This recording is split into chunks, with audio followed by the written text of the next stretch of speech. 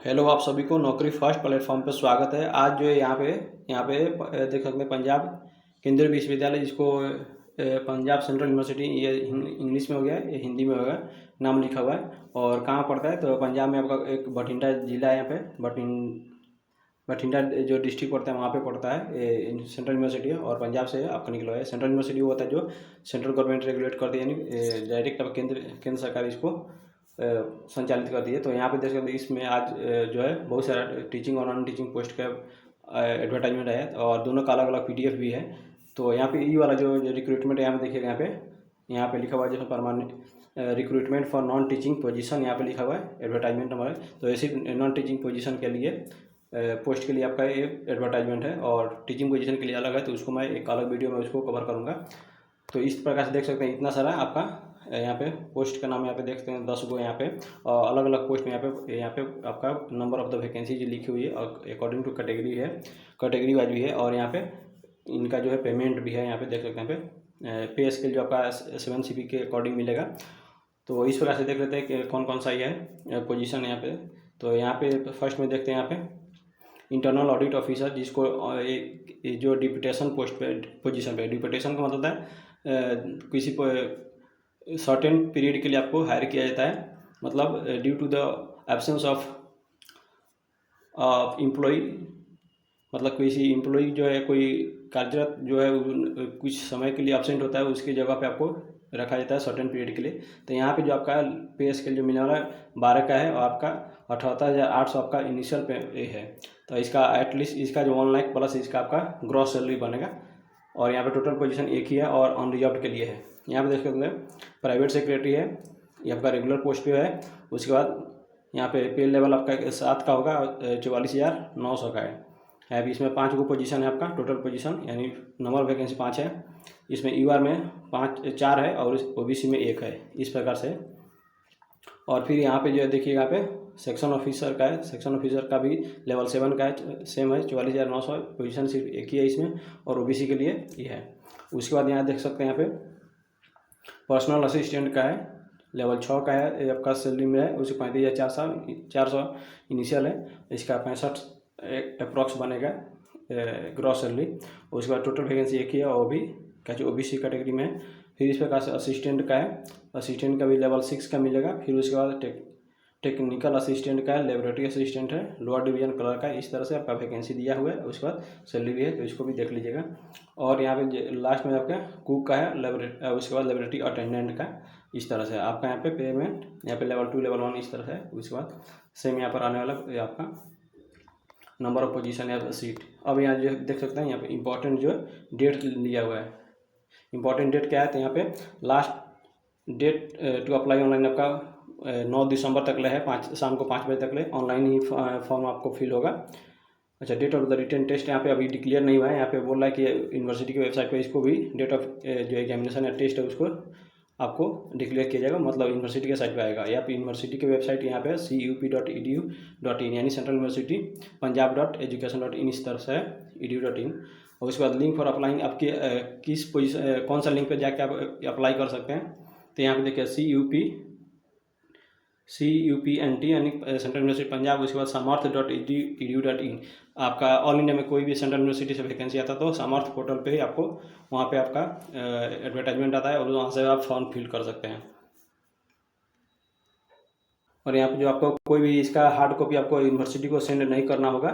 और यहाँ पे देख सकते हैं, यहाँ पे यदि आप एक से अधिक पोस्ट के लिए आप अप्लाई करते हैं तो यहाँ पे लिखा हुआ है, तो आपको पर पोजीशन के लिए आपको 600 रुपीज़ पे करना होगा। सबका अलग अलग जो है सेपरेट यहाँ पे फॉर्म भी फिल करना होगा, तो इस तरह से देख लीजिएगा अपना। अब जो है यहाँ पे देख लेंगे, यहाँ पे इसका क्वालिफिकेशन क्या चाहिए। क्वालिफिकेशन फॉर द यहाँ पे experience for non teaching position, मतलब एक्सपीरियंस और क्वालिफिकेशन क्या चाहिए, अलग अलग पोजीशन के लिए दिया हुआ है। जिसमें ई वाला पोजीशन जो आपका यहाँ पे फर्स्ट में जो था इंटरनल ऑडिट ऑफिसर, तो यहाँ पे हो गया।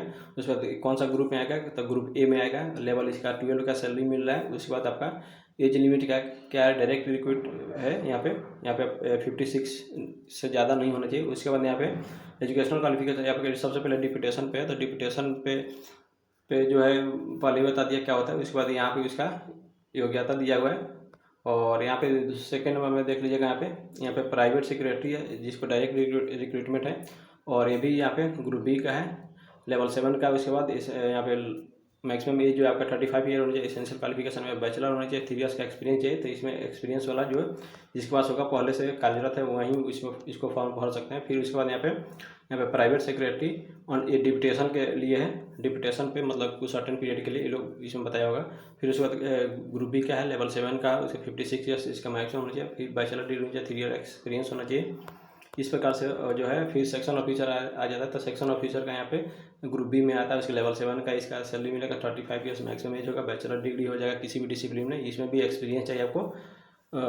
यहाँ पे देख सकते हैं लेवल 6 के पोस्ट आपको काम किया होना चाहिए। तो इस प्रकार से इसमें भी आपका सेक्शन ऑफिसर में भी आपका एक्सपीरियंस चाहिए यहाँ पे। फिर उसके बाद यहाँ पे पर्सनल असिस्टेंट है, तो पर्सनल असिस्टेंट ग्रुप बी में आ जाएगा, लेवल 6 का आ जाएगा, सैलरी उसके बाद 35 ईयर हो जाएगा। फिर यहाँ बैचलर डिग्री किसी भी डिसिप्लिन में होगा। फिर यहाँ पे प्रोफिशिएंसी यहाँ पे स्टेनोग्राफर में चाहिए, इंग्लिश या फिर हिंदी में, ठीक है, 100 वर्ड पर मिनट में चाहिए। फिर उसके बाद प्रोफिशिएंसी इंग्लिश, हिंदी, राइटिंग, आपका टाइपिंग चाहिए। इस तरह से आपका क्वालिफिकेशन है। ये वीडियो को पॉज करके देख लीजिएगा। फिर उसका यहाँ पे असिस्टेंट का ग्रुप बी में आएगा, लेवल 6 का हो जाएगा, 35 ईयर इसका मैक्सिमम एज होगा। बैचलर डिग्री किसी भी यूनिवर्सिटी से चाहिए। फिर यहाँ पे 3 ईयर्स यहाँ पे लिखा हुआ 3 ईयर्स एक्सपीरियंस आ जाए, UDC माने जो है यहाँ पे अपर डिवीजन क्लर्क के पोस्ट पे आप कार्यरत मतलब किए हो जाएगा, 3 साल का एक्सपीरियंस होना चाहिए। फिर यहाँ पे टेक्निकल, यहाँ पे असिस्टेंट है, यहाँ पे भी ग्रुप सी का पोस्ट है, लेवल 5 का। यहाँ पे सैलरी मिलेगा 32 ईयर्स मैक्सिमम एज है। यहाँ पे एसेंशियल क्वालिफिकेशन यहाँ पे बायोलॉजी या फिर लाइफ साइंस में आपका होना चाहिए आपका बैचलर। उसके बाद मिनिमम यहाँ पे 3 ईयर्स वर्किंग एक्सपीरियंस होना चाहिए।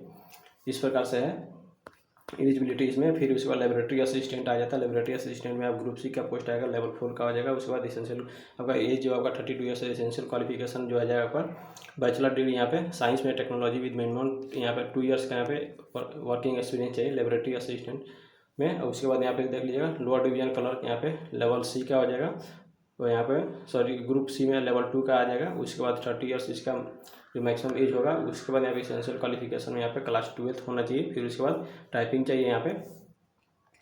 और उसके बाद आपका आ जाता है कुक का, तो कुक में आपका ग्रुप सी का आ जाएगा, लेवल 2 का, जिसका सैलरी मिलेगा 32 ईयर्स मैक्सिमम एज होगा। उसके बाद यहाँ पे एसेंशियल क्वालिफिकेशन आपका क्लास 10th होना चाहिए। और उसके बाद 2 ईयर्स का एक्सपीरियंस होना चाहिए, कुकिंग का होना चाहिए आपका। जो आपका किसी भी मतलब यहाँ पे किसी एजुकेशनल इंस्टीट्यूशन से या फिर यहाँ पे गेस्ट हाउस से या फिर रिप्यूटेड होटल से, किसी भी होटल से मतलब या रेस्टोरेंट से आपको इसमें एक्सपीरियंस होना चाहिए 2 ईयर्स का। उसके बाद ITI ट्रेड आपका चाहिए इसमें, इन बेकरी एंड यहाँ देख कॉन्फेक्ट्री, इस तरह से है कुछ मतलब इसका कोर्स होता है ITI का, तो इसका चाहिए। और फिर उसके बाद यहाँ पे देख लीजिएगा लेबोरेटरी अटेंडेंट का है, तो इसमें भी आपका ग्रुप सी का लेवल 1 का, इसमें सैलरी 30 ईयर्स मैक्सिमम एज है, 10+2 चाहिए आपका, यानी इंटर चाहिए। उसके बाद यहाँ पे 10 पास होना चाहिए आपके पास। इस प्रकार से अपना इसको वीडियो को पॉज करके आप देख लीजिएगा। उसके बाद यहाँ पे आपका अंडरटेकिंग इस तरह से अंडर द गवर्नमेंट, इसका बैकवर्ड क्लासेस OBC के लिए आपका मतलब एक EY क्या बोलते हैं इसका, जो यदि आप OBC के NCL बनवाइएगा ना तो इसका एक इसी तौर पे आपको बनवाना होगा। उसके बाद जो है सबका यही जो अलग अलग कैटेगरी में आपको जो सर्टिफिकेट बनाना होगा, यदि रिजर्वेशन चाहते हैं तो इस तरह के बनवाइएगा। और जो है आगे देख लेते अब यहाँ पे जो है यहाँ पे मेथड क्या रहने वाला, प्रोसीजर क्या रहने वाला है, या फिर सिलेबस क्या है, मतलब एक के साथ सिलेबस भी दे दिया और मेथड क्या प्रोसीजर क्या होगा यहाँ पे सिलेक्शन क्या है। तो यहाँ पे देख लीजिएगा, यहाँ पे सबसे फर्स्ट में जो यहाँ पे आपका यहाँ पे पोस्ट जो था यहाँ पे इंटरनल ऑडिट ऑफिसर जो डिप्यूटेशन पे था, तो यहाँ पे इसका 3 स्टेज में होगा। एक पेपर 1 होगा आपका जो ऑब्जेक्टिव 100 मार्क्स का 100 MCQ होगा। फिर उसके बाद पेपर 2 होगा, इसमें 100 मार्क्स, या इसमें जो 50% क्वालिफाइंग मार्क्स चाहिए। और यहाँ पे सिर्फ क्वालिफाइंग पेपर 1, पेपर 2 जो है इस पे में जो आपका मेरिट जो बनेगा 100 मार्क्स का, ये भी डिस्क्रिप्टिव पेपर होगा। ऊपर वाला ऑब्जेक्टिव था 100 क्वेश्चन 100 MCQ, ये वाला जो आपका ये रहेगा 5 से 10 क्वेश्चन रहेगा। और क्या किस चीज़ पे रहेगा, तो आप रिलेटेड टू जैसे सेंट्रल यूनिवर्सिटी एक्ट जो हो गया या फिर स्टेट ऑर्डिनेंस, इस तरह से मतलब सेंट्रल यूनिवर्सिटी से रिलेटेड जो भी है उसमें रहेगा। फिर यहाँ पे report writing 100 marks for qualifying test रहेगा। उसके बाद इसी तरह से सब में है। उसके बाद पेपर 1 पेपर 2 इसमें भी होगा। यहाँ भी देख लीजिएगा प्राइवेट सेक्रेटरी का है syllabus for the both direct recruitment and deputation. इसका जो पोस्ट है यहाँ पे 2 तरीका का है, एक जो आपका डायरेक्ट रिक्रूटमेंट है जो कि परमानेंट होगा, एक डिप्यूटेशन होगा जो कि किसी कोई एम्प्लॉई होगा जो absent होगा उसके जगह पे होगा। तो यहाँ पे देख लीजिए, यहाँ भी पेपर 1 होगा, 100 मार्क्स 100 MCQ होगा, 50% मार्क्स क्वालिफाइंग होगा सिर्फ यहाँ पे। उसके बाद 100 मार्क्स आपका जो होगा, फिर सेकंड का आपका यहाँ पे डिस्क्रिप्टिव होगा। इस प्रकार से इसका सिलेबस भी यहाँ पे नीचे दिया हुआ है। फिर उसके बाद स्किल टेस्ट यहाँ पे जो होगा, टाइपिंग जो भी देख लीजिए यहाँ पे। तो इस तरह से आपका वीडियो को पॉज करके देख लीजिएगा। फिर उसी प्रकार सेक्शन ऑफिसर का है, तो सेक्शन ऑफिसर में जो है यहाँ पे देख लीजिएगा, इसमें पेपर 100 सेम पैटर्न रहने वाला है। और यहाँ पे देख लीजिए, यहाँ पे जो है आपका सिलेबस भी दिया हुआ है यहाँ पे। तो उसी प्रकार हर पेपर 1 पेपर 2 का भी सिलेबस दिया हुआ है। तो इसको वीडियो को पॉज करके देख लीजिएगा, क्योंकि वीडियो लंबा होने जा रहा है। तो और आप लोग से एक छोटा सा रिक्वेस्ट है, यदि चैनल पर नए हैं तो प्लीज़ चैनल को लाइक और सब्सक्राइब कर दीजिए, लाइक कर दीजिए। और क्योंकि इस पे जो मेरे चैनल पे जो ऑल इंडिया से कहीं भी जो है गवर्नमेंट जॉब का या फिर प्राइवेट ऐसे ही गवर्नमेंट का जो एडवर्टाइजमेंट नोटिफिकेशन आता है, तो उसको मैं कवर करता हूँ। तो इस प्रकार से अभी तो मतलब सेशन शुरू होने, तो बहुत जगह से आपका टीचिंग नॉन टीचिंग और एडमिनिस्ट्रेशन का आपका रिक्रूटमेंट आएगा। तो यहाँ देख सकते हैं। फिर यहाँ पे असिस्टेंट पोस्ट का यहाँ पे सेम रहने वाला, पेपर 1 पेपर 2, उसके बाद स्किल टेस्ट। इस तरह से 3 को पैटर्न रहेगा हर पोस्ट के लिए यहाँ पे देखिएगा। फिर वहीं पे टेक्निकल असिस्टेंट फिर सेम रहने वाला है, पेपर 1 पेपर 2 स्किल टेस्ट है। फिर लेबोरेटरी असिस्टेंट में सेम रहने वाला है पैटर्न। लोअर डिवीजन क्लर्क देख लीजिएगा, यहाँ भी सेम रहने वाला है। यहाँ भी पेपर 1 आपका 100 मार्क्स ऑब्जेक्टिव का 2 आवर्स का होगा, 100 MCQ होगा। फिर उसके बाद पेपर 2 हो जाएगा, और सब में वही पेपर 1 में 50% मार्क्स आपको क्वालिफाई करने के लिए चाहिए। और यहाँ पे जो है लैंग्वेज प्रोफिशिएंसी टेस्ट भी आपको होगा। और यहाँ पे पेपर 2 जो है, यहाँ पे देख लीजिएगा, यहाँ पे 5 to 10 क्वेश्चन आपका रहेगा, 100 क्वेश्चन 100 मार्क्स का रहेगा। फिर यहाँ पे स्किल टेस्ट में आ जाएगा, यहाँ पे हिंदी इंग्लिश में टाइपिंग स्पीड पर चाहिए 35 वर्ड पर मिनट इंग्लिश में। और यहाँ पे देख लीजिएगा, फिर दोबारा ये आपके कुक के लिए क्या चाहिए, तो कुक के लिए यहाँ पे फिर वही है, पेपर 1 इसमें भी होगा, 100 मार्क्स 100 MCQ और 2 आवर्स का एग्जाम होगा। उसके बाद यहाँ पे पेपर 2 इसमें भी होगा, और उसी के अकॉर्डिंग जो है यहाँ पे सिलेबस भी दिया हुआ है। स्किल टेस्ट यहाँ पे देगा, इसके पोस्ट के अकॉर्डिंग जो है स्किल टेस्ट भी है। यहाँ पे लेबोरेटरी अटेंडेंट का भी है, सेम रहने वाला है, सेम। यहाँ पे ज़्यादा कुछ नहीं दिया, जो भी था मैं सब बता दिया हूँ। अब इसके बाद जो है नॉन टीचिंग का दूसरा एक वीडियो आएगा, जिनको ज़रूरत होगा वो भी देख लेंगे। और बस इस वीडियो को यहीं पे पॉज करता हूँ। थैंक यू, धन्यवाद। अभी सब्सक्राइब नहीं किया तो सब्सक्राइब कर लीजिए।